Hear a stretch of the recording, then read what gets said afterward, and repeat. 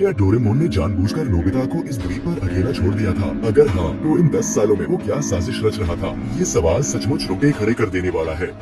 Doraemon के पास तो ढेर सारे लोगों को ढूंढने वाले गैजेट्स थे, फिर भी उसने 10 साल तक उस निर्जन द्वीप पर नोबिता को क्यों नहीं ढूंढा? लाखों नेटिजन्स इसे सबसे रहस्यमयी और डरावना सीजन कहते हैं। बात ये थी कि नोबिता फिर से देर तक बाहर खेलकर घर लौटा और मम्मी पापा ने उसे कई घंटों तक डांट पिलाई। कमरे में पहुंचकर नोबिता गुस्से से भड़क उठा और उसने घर छोड़ने का फैसला कर लिया। डोरेमोन ने फटाफट अपने जादुई हाथ से उसे वापस खींच लिया, लेकिन नोबिता ने ठान लिया था। उसने किताबों की अलमारी से एक डिब्बा निकाला और डोरेमोन की तरफ उछाल दिया। इसे पता था कि उसमें एक बड़ा चूहा था जिसने डोरेमोन को डर के मारे बेहोश कर दिया। नोबिता ने जाते जाते उसकी जेब से कुछ गैजेट्स चुरा लिए और एक ऐसे रास्ते पर निकल पड़ा जो कभी वापसी का नहीं था। इस जल्दबाजी के फैसले ने उसे 10 साल तक कीमत चुकाने पर मजबूर कर दिया। पूरी रात उड़ने के बाद नोबिता आखिरकार एक सुनसान द्वीप पर पहुंचा। घर छोड़ने के बाद उसे बाहर की हवा इतनी ताजा लगी। उत्साह में उसने द्वीप के चारों तरफ कई चक्कर लगाए, लेकिन जल्द ही नई मुसीबत खड़ी हुई। नोबिता खाना लाना तो भूल ही गया था। पेड़ पर नारियल देखकर उसकी भूख और बढ़ गई। उसने अपना बैग खोला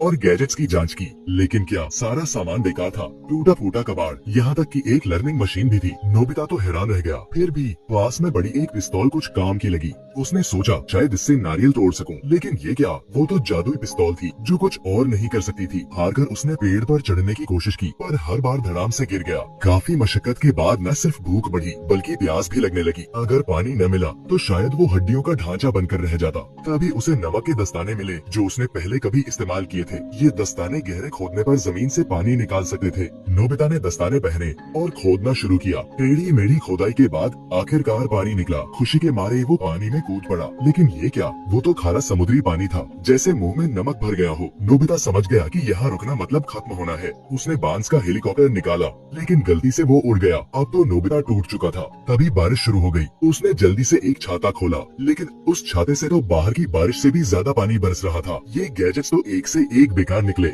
आखिरकार नोबिता ने एक गड्ढा खोदकर बारिश से बचाव किया, लेकिन पहली ही रात वो लगभग मरते मरते बचा। रात की आंधी तूफान में नारियल का पेड़ उखड़कर गिर गया। उसने जैसे तैसे नारियल खाया और पहली बार पेट भरा। फिर वो समुद्र किनारे पहुंचा। उसे यकीन था कि डोरेमोन उसे लेने आएगा। अभी तो बस इस द्वीप पर जिंदा रहना था। उसने उस छाते की बारिश का इस्तेमाल करके ढेर सारा पीने का पानी इकट्ठा किया। फिर द्वीप पर सामान जुटाकर एक छोटा सा कमरा बनाया। उसने एक नारियल पर डोरेमोन का चेहरा उकेरा और बोला, तुम्हारे साथ के साथ मैं अकेला नहीं हूँ। दिन बीते गए, एक हफ्ता हो गया, लेकिन डोरेमोन का कोई अता पता नहीं। नोबिता का जोश ठंडा पड़ने लगा। गुस्से में उसने वो नारियल समुद्र में फेंक दिया। तभी दूर से एक जहाज दिखा। वो दौड़ता हुआ किनारे पर पहुंचा, चिल्लाया, लेकिन उसकी आवाज इतनी दूर तक नहीं पहुंची। उसने एक लकड़ी का तख्ता पकड़ा। ये आखिरी मौका था। वो जहाज की तरफ तैरने लगा, लेकिन एक बड़ी लहर ने उसे उलट दिया। नोबिता को तैरना नहीं आता था और उसे लगा था कि अब सब खत्म। तभी उसका हाथ उस नारियल पर पड़ा। आखिरकार वो किनारे पर पहुंच गया। नारियल पर डोरेमोन का चेहरा देखकर उसका जीने का हौसला फिर जाग उठा।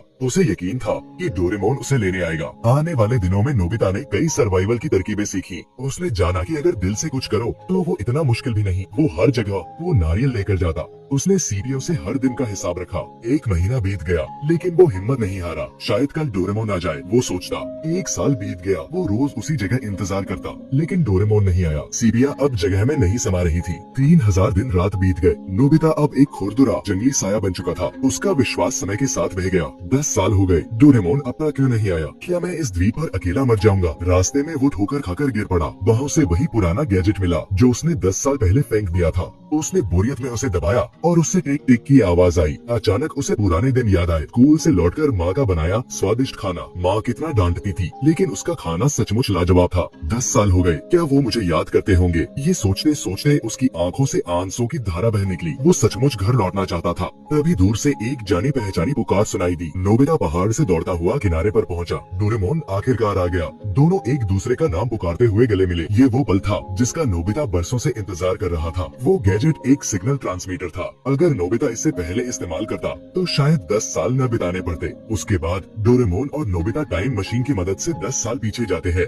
जब नोबिता घर से निकले थे, और डोरेमोन टाइम क्लॉथ गैजेट की मदद से नोबिता को 10 साल की बना देता है। और ये एपिसोड यहीं पे खत्म होता है। ये तो खुशहाल अंत था, लेकिन कुछ तो गड़बड़ थी। डोरेमोन के पास तो आलसी छड़ी थी जिससे वो नोबिता का ठिकाना ढूंढ सकता था, या फिर वो जादुई दरवाजा जिसमें सिर्फ उसका नाम बोलने से वो तुरंत मिल जाता। फिर 10 साल तक डोरेमोन ने कुछ क्यों नहीं किया। जापान जैसे छोटे देश में इस द्वीप को ढूंढने में 10 साल नहीं लगते। क्या डोरेमोन ने जानबूझकर नोबिता को इस द्वीप पर अकेला छोड़ दिया था? अगर हाँ, तो इन 10 सालों में वो क्या साजिश रच रहा था? ये सवाल सचमुच रोंगटे खड़े कर देने वाला है।